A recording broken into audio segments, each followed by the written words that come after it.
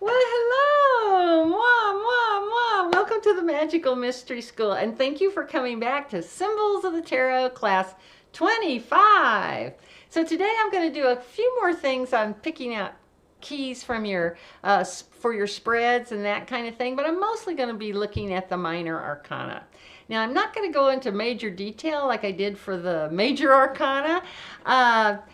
Because the major arcana, what I taught you is pretty standard information you're going to find across the board. But with the minor arcana, the interpretations tend to get a little bit more fuzzy. They're not quite as solid as they are for the major arcana. Now, and there's also a ton of great classes on YouTube, lots of readers, and I'm sure they go into way more detail than I'm going to be going through. Because remember, what I'm trying to do in these classes is pique your curiosity. I want to just like sort of nudge you off that cliff for the fool, right? I want to get you started thinking about these things. Because remember, these keys are going to be triggering things in your mind. They're speaking to that right side of your brain. So that's why those interpretations can get a little bit fuzzier there in some cases. Now, my background, as you know, is with BOTA, Builders of the Adytum. And the fella who started that back in the 1920s, and gosh, it's been 100 years now, his name is Paul Foster Case, and he's written a lot of great books on tarot, so I encourage you to look through those. And as I go through these, talking about the different keys, you're going to hear me using more words like, well, generally, and typically, and usually, and things like that, because these meanings are a little bit more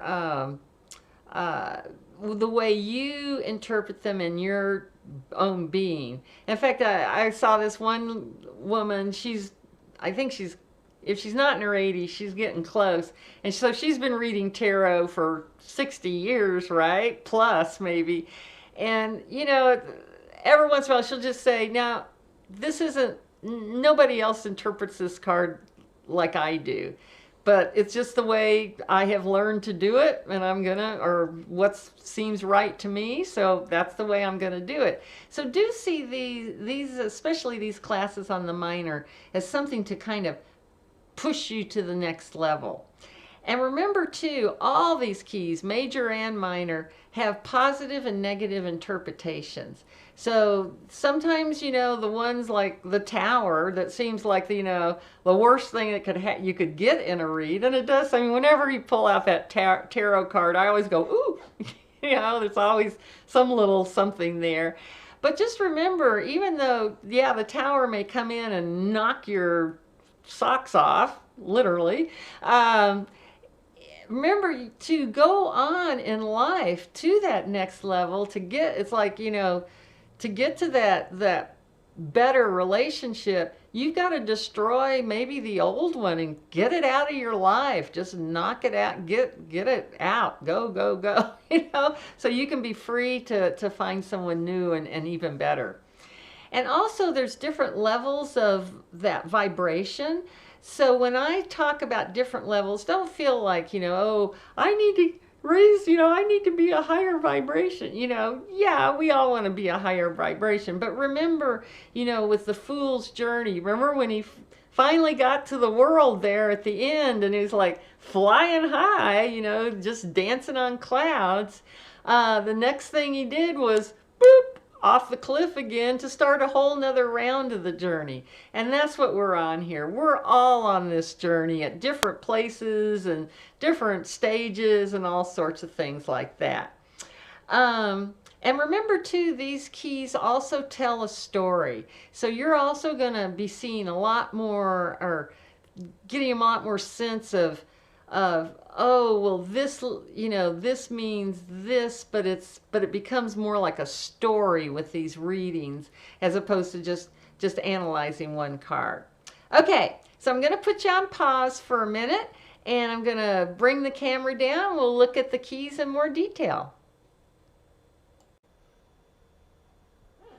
Okay, so here we go. And I'm going to start with, I'm going to use the aces here just to show each suit. So we've got the fire for wands. Remember our fire was a triangle pointing up, and water for cups. And you'll hear me. I'm embarrassed to say it, but I'll say things like I'll say water instead of cups, and cups instead of water, and things like that. Uh, Air is swords, and earth is pentacles. All right, so those are our 4 suits. And remember, when we slide these keys together, these are these symbols, these triangles together, they make the Star of David. You know, they're the 2 triangles. And then, like, when we take away those parts and leave just that line with the upward pointed triangle, that makes the air symbol. And the same with the, when we take those away and leave that one line on the triangle pointing down, oops, there we go. We have the earth triangle. So these are always representing the Star of David, which is really symbolizing unity, perfection, that type of thing. All right, so we do have those 4 elements. So keep, oh, and let me go over the elements right quick. So fire, of course, is the fastest moving of the 4 elements. You know, poof, it's gone, you know, with a little light there. But it does have power, as you can see. It can also be a wand, can also be a club. It is the clubs in the regular playing cards. The cups are water, so it's a very emotional, psychic type element. All the elements are psychic, are intuitive to some degree, but water is the most psychic of them all. Swords responding to air is, you know, truth, justice. This is our attorneys, our lawyers, our judges, our, you know, people who are willing to make a decision. The sword represents not only truth but a decision. And then we have pentacles, which is the earth symbol. You know, it could be a coin, so it can be money, it can be physical health, anything to do with this 3D plane here for sure. And notice, you know, we see these flowers here. I'll just go over these a little bit. You know, this is the garden, like we saw the magician. We can see the mountain of enlightenment there. And like I said, I always see the hermit standing up there on those mountains when I see them. And this sword is piercing the crown of authority. So truth will pierce that crown. We're all learning that big time these days. Okay, so that's the 4 elements. And next I'm going to talk about the court cards. And you'll notice too, I speak a lot in keywords. And you know, that's typically what I use that because, like I said, I see a lot of what we're doing with, especially with tarot, is like triggering different things in our mind. So it's kind of nice to have a little bit of a trigger there to help us to get our mind activated in a certain way. Okay, so the kings of the court cards represent the cardinal signs with astrology. So remember, I've always said I'm an astrologer at heart always. So I'm always thinking about these in terms of how do they relate to astrology. So of course Aries is the sign that kind of goes along with the King of Wands, and the King of Wands is our entrepreneur. Justice, very, this is a powerhouse, straightforward. Negative sides would be it's in your face, won't let you go, that kind of thing. But notice it's got the salamander here. That's kind of a fiery symbol, in that the salamander, it's one of those things you can chop off its legs and its leg will grow back. But it does, notice the wand is sitting on solid ground. And there's another little salamander down here. And a Leo sun lion up here. So it is, you know, Aries is the first, the cardinal fire we think of first. But still, it's the king of wands. So it's going to represent all fire signs too. And the same with the king of cups. The cardinal water is Cancer, which is the mother of our the zodiac. So here we've got, I think the term emotional intelligence is the key words for the king of cups here, because he's very he may not even know he's psychic and intuitive, but he gets it, you know. This is the kind of person that when they meet you, they can pick up on your feelings, and they may not even know it. They just think it's normal to be able to read someone like that. But notice he's got a fish around his neck for Pisces. So a lot of watery stuff there. And notice though, he's floating on this little island here, but the waters are pretty choppy, and there's even like this sea monster back here. So so he can keep it together even when the waters get rocky. Now the king of swords, the cardinal heir, is Libra. And again, this is our judge, jury, lawyers, attorneys. These are the people that can really stand up for the truth. They want to see that no matter what. And also notice there's like a butterfly up here in the on that banner behind him. And the butterfly is also a representation of transformation, you know, from the earthy caterpillar to the flying, free butterfly. Beautiful, beautiful. Okay, and then last but not least is the king of pentacles. Cardinal earth is Capricorn. And here we see, of course, his whole gown almost looks like a garden. You know, he's got grapes and leaves, and he feels very secure. He's got his scepter. He's got bulls on his throne, and I mean goats on his throne for Capricorn. So he is a very solid figure here. Okay, now let's look at the queens. And the queens represent basically all the fixed signs of each one of the elements. And like I said, it doesn't just represent those, but primarily, let's say. Okay. Don't you just love all my high-tech things here? Okay. So the Queen of Wands would correspond to Leo, fixed fire.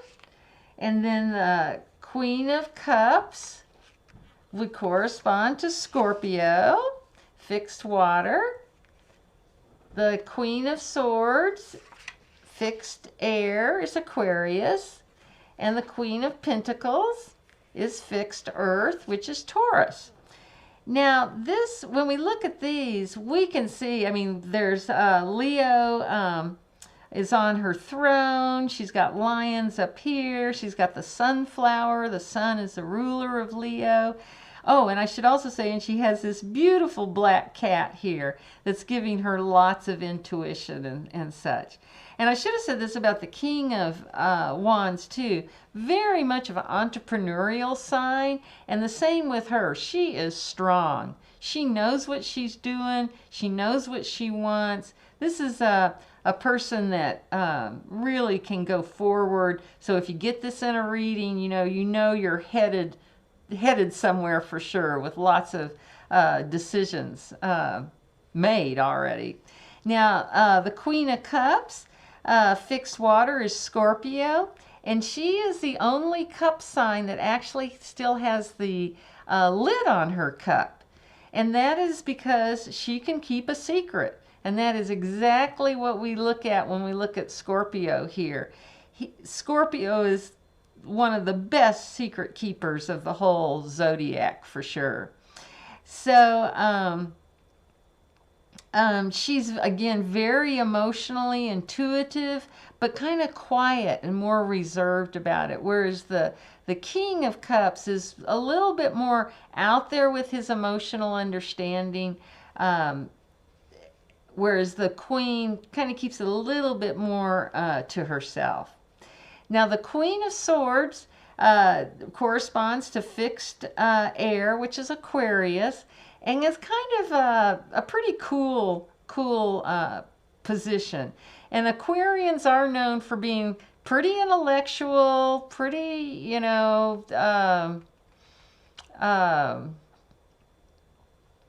just cool. They're going to do reason. They're much more reasonable. Use reason and logic, as opposed to whereas the Queen of Cups is going to use her feeling and her emotional nature. And she too is could be a lawyer or judge, some sort of willing to, the truth is more important to swords than anything else.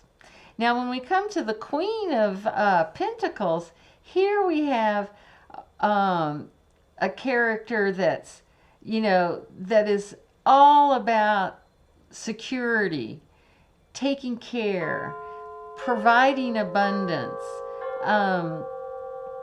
wanting to, looking down at this coin here. Sometimes the pentacles are called coins, wanting that security. It's almost like she's holding a baby in her arms, So, and we can also see there's like bulls here on her throne too. I'm not sure if I mentioned that earlier, but she is definitely in the Garden of Abundance here. Okay, now let's look at the Knights. And they represent the mutable signs for each one of the elements. So we start out, of course, with the Knight of Wands, which is, mutable fire is Sagittarius. The mutable water is Pisces. Mutable air is Gemini, and mutable earth is Virgo. So let's start here. So here we've got these, and mutability is, that back and forth is, they're making decisions. But when we first look here at the Knight of Pentacles, this is the only horse that's not moving at all, that's stationary. And that makes total sense with Earth, right? With Virgo, they've got their feet planted firmly on the ground. And is very, if this comes up in a reading, you've got stability. You can fall back on this one. And remember too, Virgo probably is the most solid, the most stationary of all the mutable signs. Now, on a negative note, or a different note, I should say, the Knight of Pentacles is related to being a mercenary. You'll do whatever you're paid to do and happy to do it, right? Okay, now the Knight of Swords, obviously he's the fastest of all these knights. He is rushing in there, kind of like Gemini, not really thinking it through completely as much as possible.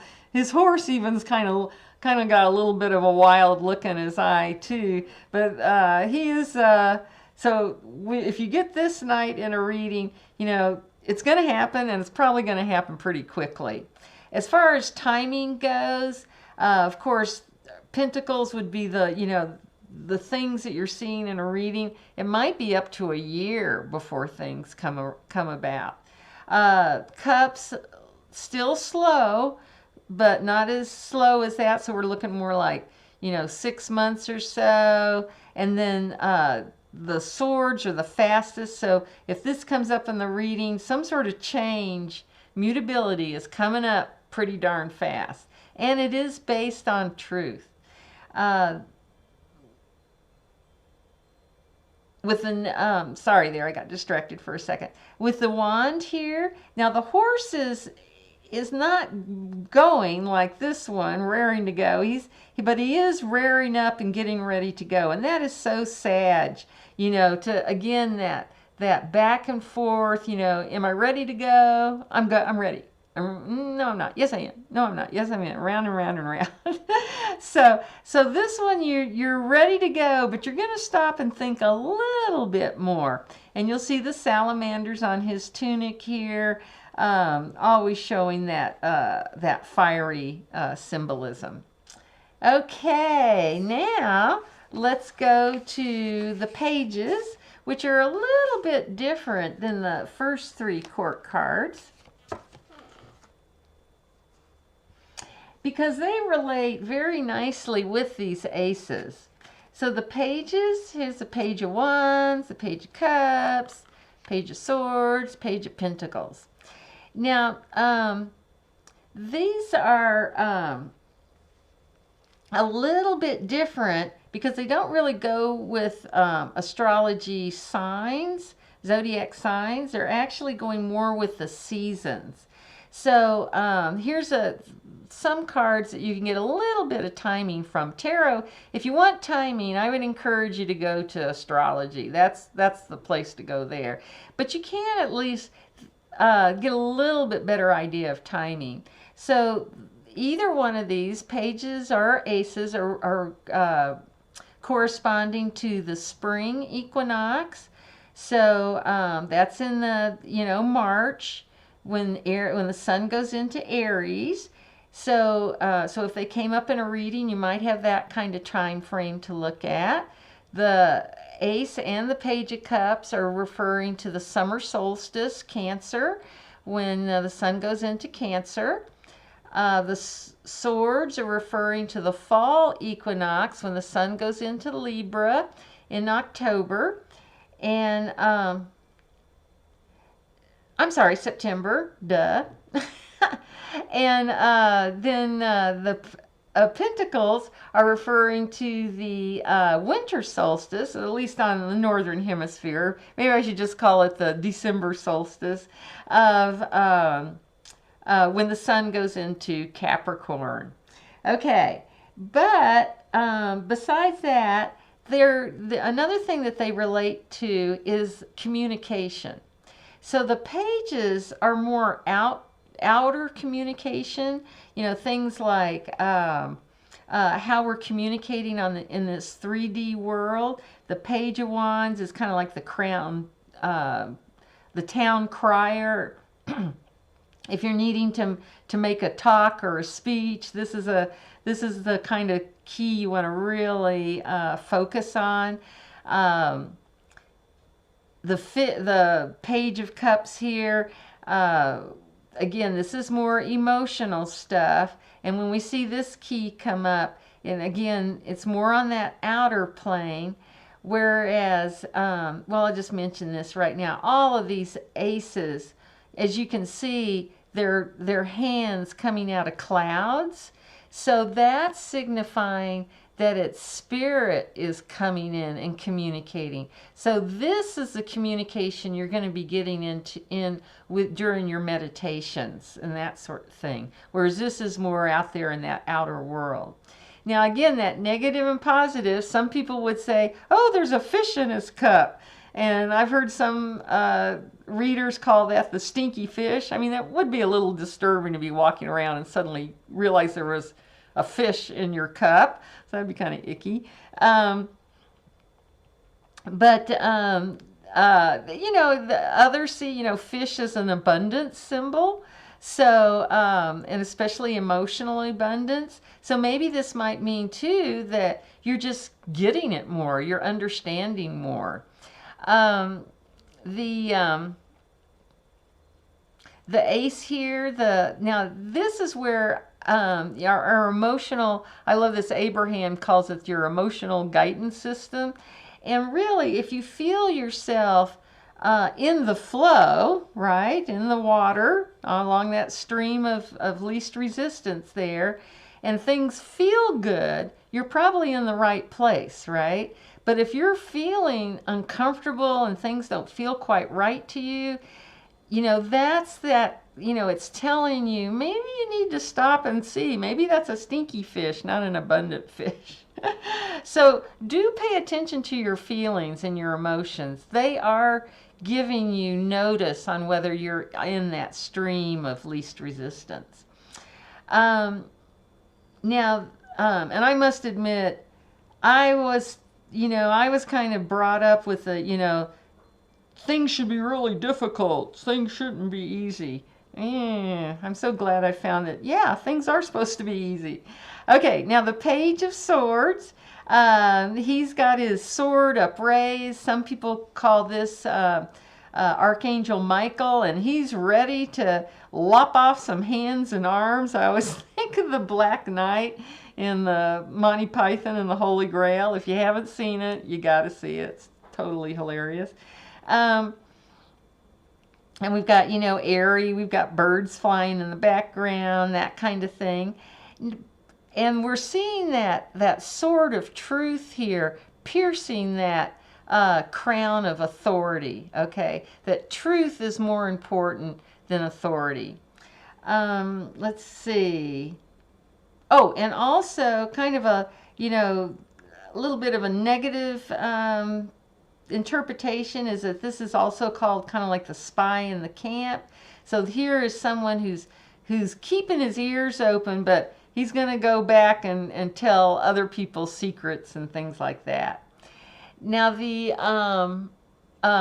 Ace of Pentacles and the Page of Pentacles, we can see that that page is holding that pentacle reverently in his hand. And basically, keep in mind that the pages, all of these pages are representing a smaller amount of like the kings and queens.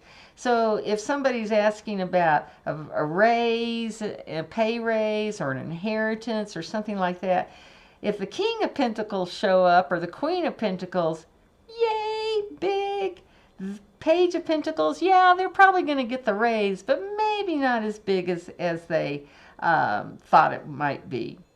Okay, so I think I have gone on plenty long enough for this one.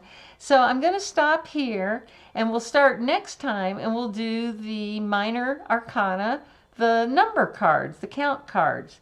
So we will see you then, and just remember, from there to here, from here to there, funny things are everywhere.